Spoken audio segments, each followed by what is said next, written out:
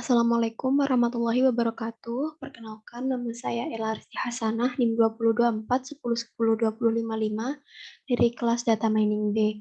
Nah, di sini saya akan mencoba untuk melakukan clustering pada dataset Iris dengan langkah-langkah sebagai berikut. Yang pertama yaitu menormalisasikan dataset Iris terlebih dahulu menggunakan normalisasi min-max. Kemudian yang kedua yaitu menampilkan scatter plot sebelum melakukan clustering. Kemudian mengcluster dataset Iris dengan nilai K 2, 3, dan 4, kemudian menampilkan scatter plot setelah melakukan clustering. Yang kelima, kita akan menganalisis perbandingan scatter plot sebelum clustering dan setelah clustering. Nah, yang terakhir kita akan menentukan K terbaik jika dilakukan analisis secara visual. Nah, langkah-langkah dari nomor 1 sampai 6 tersebut kita akan lakukan terhadap kombinasi sepal length sepal width, sepal length petal width, sepal width petal width, dan petal length petal width. Nah, pertama-tama kita akan mengimport terlebih dahulu hal-hal apa saja yang kita butuhkan pada clustering ini. Yang pertama kita akan mengimport k-means dari Escalon cluster, kemudian mengimport Panda, kemudian mengimport min-max scalar dari Escalon preprocessing, kemudian kita akan mengimport plot underscore iris dari Escalon dataset, kemudian dari matplotlib kita akan mengimport pplot. Nah, pertama-tama kita akan membuat variabel untuk meload iris dataset iris tersebut, kemudian kita buat variabel untuk memasukkan dataset iris pada data frame. Nah, di sini kita akan menampilkan 5 indeks teratas dari dataset iris. Nah, ini untuk hasilnya. Kemudian kita akan ke kombinasi yang pertama, yaitu sepal length dan sepal width. Nah, di sini kita akan membuat variabel untuk menampung atribut sepal length dan sepal width. Kemudian kita akan menampilkan 5 indeks teratas. Nah, di sini untuk hasilnya. Kemudian di sini kita akan melakukan normalisasi. Di sini kita menggunakan variabel scalar untuk menampung min-max scalarnya, kemudian menggunakan fungsi fit. Nah, di sini kemudian kita akan melakukan transform pada scalarnya menggunakan fungsi transform scalar.transform ini. Nah, kemudian kita akan melakukan normalisasi juga pada sepal width-nya. Pertama-tama kita akan menggunakan fungsi scalar.fit terlebih dahulu, kemudian baru kita menggunakan fungsi scalar.transform. Nah, di sini kita akan menampilkan 5 indeks teratas dari dataset yang sudah kita normalisasikan. Nah, ini untuk hasil dari dataset yang sudah kita normalisasikan. Kemudian kita akan melakukan scatter plot pada dataset yang sudah kita normalisasi tadi. Nah, di sini pertama kita ada plt.scatter, kemudian untuk x labelnya kita memberi nama sepal length dan y labelnya kita memberi nama sepal width. Nah, ini untuk hasilnya. Hasil dari scatter plot sebelum kita melakukan clustering. Nah, untuk yang nomor 3 ini kita akan menggunakan clustering dengan nilai K itu 2, 3, dan juga 4. Nah, di sini kita mau membuat variabel, buat variabel ini untuk menampung k-means-nya, fungsi k-means dengan nilai cluster itu 2, 3, dan 4. Kemudian di sini kita membuat predict-nya untuk mengisi k-means-nya itu dengan prediksi-prediksi. Kemudian jika di run ini akan menghasilkan seperti ini. Untuk cluster data dengan nilai K sama dengan 2, ini akan menghasilkan 2 prediksi yaitu 0 dan 1. Nah, untuk K sama dengan 3 akan menghasilkan 3 prediksi yaitu 0, 1, dan 2. Dan untuk cluster data dengan nilai K sama dengan 4 akan menghasilkan 4 prediksi yaitu 0, 1, 2, dan 3. Setelah melakukan prediksi tersebut, kita akan mencari titik sentroidnya. Nah, di sini kita menggunakan fungsi ini, km2 cluster underscore center underscore. Nah, kemudian kita akan mendapatkan nilai nih pada cluster-clusternya. Di cluster 2, kita akan mendapatkan nilai ini untuk titik sentroidnya. Ini untuk Maaf, ini untuk klaster 3. Dan kemudian ini untuk klaster 4-nya. Kemudian kita akan melakukan membuat scatter plot setelah kita melakukan clustering-nya. Nah, di sini kita membuat figure dulu, plt.figure ini untuk menentukan ukuran dari scatter plot-nya itu. Jadi kita membuat ukuran 20 cm 20 kali 6. Nah, di sini kita akan membuat subplot juga, jadi agar tampilannya nanti bisa keluar bersamaan seperti itu. Nah, pertama-tama kita akan membuat variabel untuk menampung data underscore sv. Nah, nanti di sini akan kita klasterkan dua. Klasternya tergantung pada klaster 2 ini. Dimana nanti nilainya itu berupa 0 dan 1. Prediksinya berupa 0 dan 1. Nah, di sini untuk PLT scatter-nya, di sini untuk PLT scatter pada centroid-nya. Nah, kemudian ini untuk title labelnya dan juga keterangannya. Begitu juga untuk yang K sama dengan 3. Nah, di sini cluster 3-nya nanti di sini akan ada 3 kelas. Kemudian penentuan centroid-nya, ini dan judul dan juga label.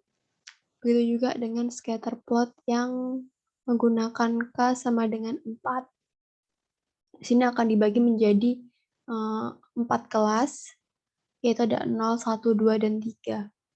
Nah, setelah kita run akan menghasilkan grafik seperti ini. Di sini ada cluster dengan K sama dengan 2, ini cluster K sama dengan 3, dan ini cluster dengan K sama dengan 4. Nah, kemudian kita akan ke kombinasi selanjutnya, yaitu sepal-length dan sepal-width, sama seperti sebelumnya. Di sini kita akan membuat variabel untuk menampung atribut sepal-length dan petal width. Nah, di sini kita menampilkan 5 indeks teratasnya. Kemudian kita akan lakukan normalisasi dengan menggunakan min-max scalar. Nah, untuk min-max scalar-nya, setelah kita normalisasi, datanya akan menjadi seperti ini. Kemudian kita akan melakukan scatter plot sebelum datanya kita clustering. Dan ini untuk scatter plot data yang telah dinormalisasi dan belum dilakukan clustering. Nah, kemudian kita akan melakukan prediksi menggunakan k-means. Nah, untuk prediksinya, untuk nilai K sama dengan 2, nanti prediksinya ada 0 dan 1. Dan untuk nilai K sama dengan 3, akan ada 3 prediksi, yaitu 0, 1, 2. Dan untuk K sama dengan 4, akan ada 4 prediksi, yaitu 0, 1, 2, dan 3. Nah, di sini kita akan mencari titik sentroidnya. Nah, di sini untuk titik sentroidnya, di sini ada fungsi yaitu cluster underscore center. Nah, akan didapat nilai-nilai seperti ini. Kemudian kita lanjut ke pembuatan scatter plot setelah kita melakukan clustering. Nah, sama seperti sebelumnya, dan akan didapatkan hasil seperti ini untuk sepal-length dan petal width. Nah, ini untuk clustering dengan 2 prediksi, ini untuk 3 prediksi, dan ini untuk 4 prediksi. Nah, kemudian kita lanjut ke kombinasi sepal width dan petal width. Nah, di sini sama seperti sebelumnya, membuat variabel untuk menampung atribut sepal width dan petal width, menampilkan 5 data teratas. Kemudian kita akan menormalisasikannya menggunakan fungsi min-max scalar. Kemudian ini untuk hasil normalisasinya. Nah, kemudian kita akan melakukan scatter plot pada data yang sudah dinormalisasi, tetapi kita belum melakukan clustering. Nah, ini untuk scatter plot-nya.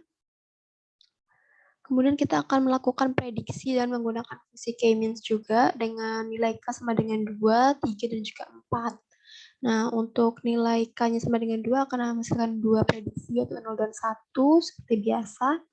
Kemudian jika 3 itu akan ada 0, 1, dan 2, dan untuk K sama dengan 4 akan ada 0, 1, 2, dan 3.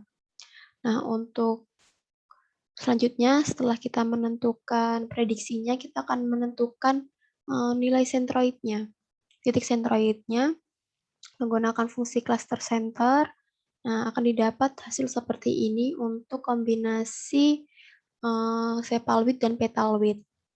Kemudian kita akan lanjut ke pembuatan scatter plot setelah melakukan clustering pada sepal width dan petal width. Nah, di sini untuk hasilnya, di mana untuk K sama dengan 2 akan ada 2 data, di sini akan ada dua kelas. Nah, di sini juga K sama dengan 3 akan ada 3 kelas, dan untuk K sama dengan 4 akan ada 4 kelas dan seperti ini. Kemudian, untuk selanjutnya, kita lanjut ke kombinasi petal length dan petal width. Nah, di sini sama seperti sebelumnya juga kita akan membuat variabel untuk menampung atribut petal length dan petal width. Nah, setelah kita tampilkan akan seperti ini. Kemudian kita akan menormalisasikan menggunakan fungsi min-max scalar. Nah, setelah kita normalisasikan akan muncul nilai-nilai seperti ini setelah kita normalisasikan. Kemudian kita akan membuat scatter plot dari nilai yang sudah kita normalisasikan tadi. Nah, di sini untuk scatter plotnya sebelum kita melakukan clustering. Nah, di sini nomor ketiga ini kita akan melakukan clustering dengan nilai K itu ada 2, 3, dan 4. Jadi akan ada prediksi dengan nilai K sama dengan 2, jadi nanti prediksinya berupa 0 dan 1. Untuk K sama dengan 3 akan ada 3 prediksi, yaitu 0, 1, dan 2. Dan untuk K sama dengan 4 itu akan ada 4 prediksi, yaitu 0, 1, 2, dan 3. Kemudian selanjutnya kita akan mencari titik sentroidnya menggunakan fungsi cluster underscore center underscore, dan akan didapat nilai seperti ini untuk titik sentroid pada petal length dan petal width.